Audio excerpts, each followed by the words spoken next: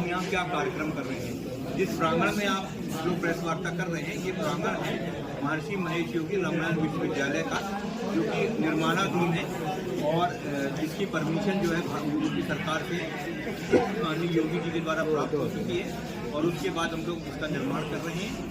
महर्षि महेश योगी जी जो हमारे गुरु हैं, उनका संकल्प था 1990-91 की बात है, 92 की, तब उन्होंने संकल्प लिया था कि अयोध्या में हमको एक आध्यात्मिक राजधानी बनाना चाहिए, विश्व स्तर की, अंतर्राष्ट्रीय स्तर की आध्यात्मिक राजधानी बनाना चाहिए, क्योंकि भगवान राम का जन्म हुआ है तो इसका मतलब ये पवित्र भूमि है, तो यहाँ कुछ ना कुछ ऐसा होना चाहिए कि पूरे विश्व को भगवान राम का जो ज्ञान है वो प्राप्त हो और उससे पूरे विश्व का कल्याण हो।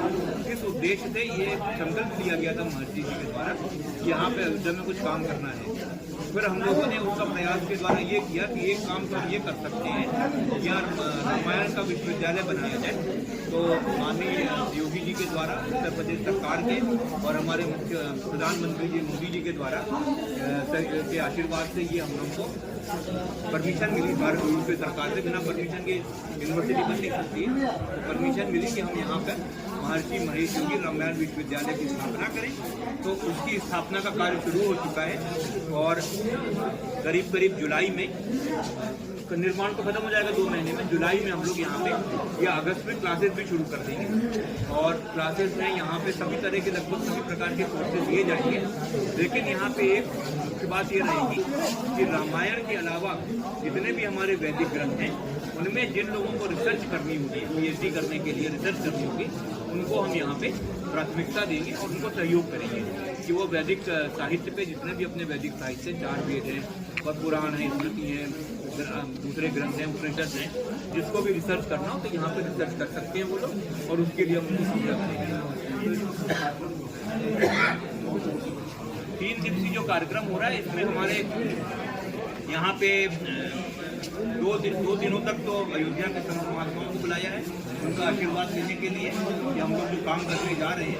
जब हमने 40 साल पहले जमीन खरीदना शुरू किया तब भी भगवान का महात्माओं को आशीर्वाद दिया, तो उनके आशीर्वाद से सब बढ़ता है काम। जितना भी काम होता है वो भगवान के आशीर्वाद से होता है। भगवान का आशीर्वाद प्राप्त होता है महापुरुषों महात्माओं के आशीर्वाद के द्वारा, उनका साक्षात। तो महात्मा लोग आएंगे, यहाँ के जो साधु संत महात्मा है वो आशीर्वाद देंगे हम लोग को। 2 दिन का उनका कार्यक्रम है। एक भजन का कार्यक्रम रखा गया है वो 11 तारीख को और 3 दिन 10, 11, 12 को एक अपने विख्यात कवि हैं कुमार विश्वास, उनका एक विशेष कार्यक्रम होता है अपने अपने राम। वो कार्यक्रम 3 दिन का होता है। स्टूडेंट के लिए क्या खास होगा इस यूनिवर्सिटी में?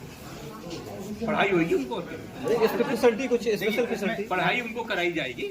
और यदि कोई ऐसे विद्यार्थी होंगे जिनको लगता है कि हमको किसी भी वैदिक साहित्य की उसमें फील्ड में रिसर्च करनी है, उसकी सुविधा उनको प्रदान की जाएगी। फार्मा से रिलेटेड कोई कोर्स वगैरह जैसे डी फार्मा, बी फार्मा या जीएनएम वगैरह, ये सब कोर्स यूनिवर्सिटी में सभी रखे जाएंगे।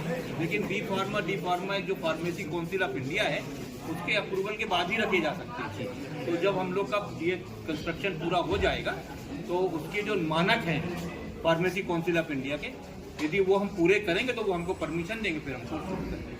कई कोर्सेज यहाँ पे ऐसे होते हैं जो यूजीसी के द्वारा चलते हैं और बहुत से को जैसे फार्मा का हो गया, लॉ का हो गया, मेडिकल का, ये सब कोर्सेज की अलग काउंसिल बनी है, उनके परमिशन के द्वारा ही चलाए जाते हैं।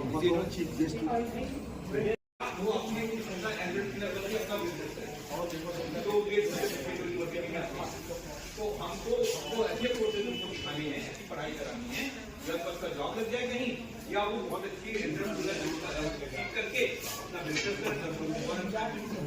वो कोर्सेज जो मॉडर्न आज के जमाने में जो उपयोगी कोर्सेज और जहाँ रिसर्च की बात